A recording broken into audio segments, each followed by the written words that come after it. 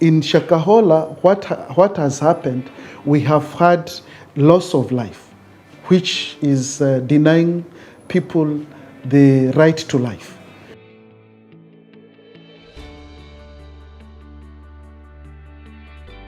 Human rights and religion are very important in a country such as Kenya. As you're aware, Kenya is a very religious society, and we hold dear our beliefs, we hold dear our faiths, because we are what people consider a God-driven country. Religion is a good thing which should bring together communities.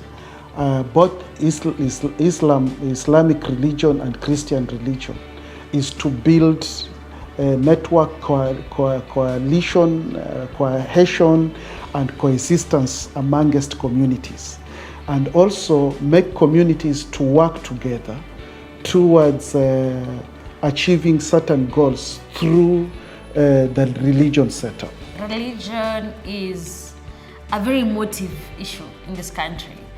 But one thing for sure is, coming from a time where we have a president who is quote unquote very religious, or kind of very believes in his God in a way. Faith and ideology, are pillars into, strengthening parenting, having young people come up with moral values as citizens of this country. When it comes to disability, we have different models that are looked at, especially by the general society. One of the models is the religion model, and religion model affects how the whole community regards disability. When we go back to religion, we find, if you are a Christian, you'll find that Jesus healed the people with disabilities, the blind to see and the deaf to hear. And generally, this is what we've taken up. And looking at also the ministers who keep saying, come to this crusade, you will get healed. And this actually affects how people view disability, that this is a disease that can be cured. And if we're looking now at the human rights perspective, where persons with disability have a right to this education, health, and so forth, there's this notion that they really don't need this. They actually need more on salvation and need to be regarded as people of pity. And within the same model, we have the charity model, where we always give people money. I need to help you, you need to be helped, and so forth. So it actually takes away the dignity of a human being. If you have a disability, you actually feel that I deserve to be helped. Unfortunately, over the last couple of weeks and months, we've been dealing with issues to do with religious extremism and religious ideologies that have, to a large extent, led to the deaths of many. Presently, for example, if you look at the issue of Shakahola, which Haki Africa has been, at the forefront in terms of dealing with that particular cult, you find that, many of these individuals who became victims are actually people who are susceptible, to different extremist ideologies. Shakahola is not new. It's something that has been going on since way back. We've seen even cases here in Nakuru County where people have come to pray for dead pastors and dead women to wake up.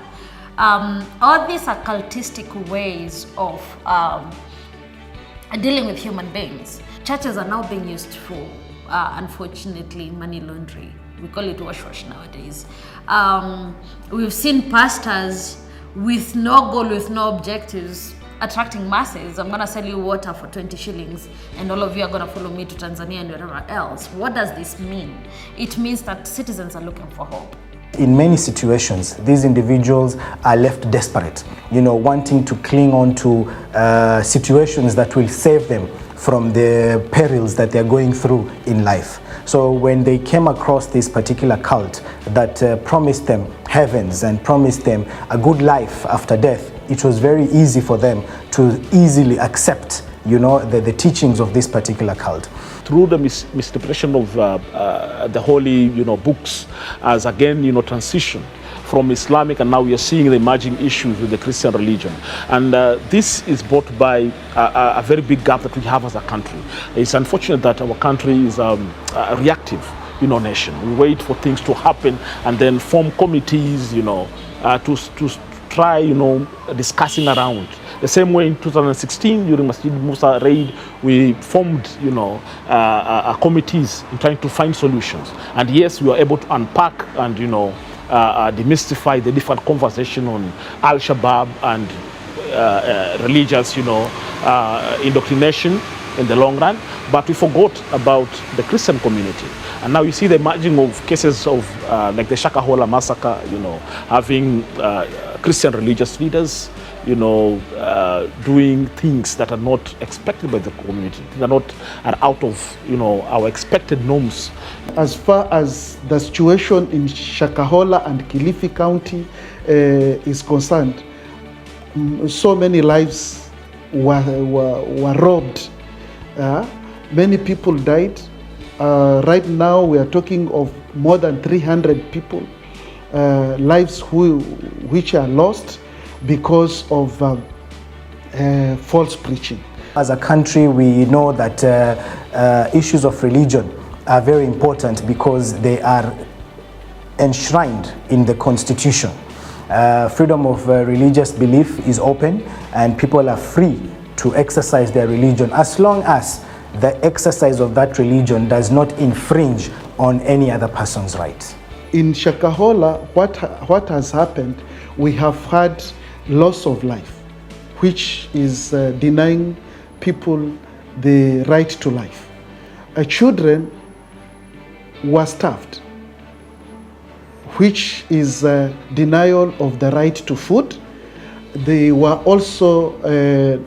not also sent to school, which is denial for education, right to education. They were also denied the right to health care because those who fall sick were not supposed to be given any or to be taken to any hospital for treatment.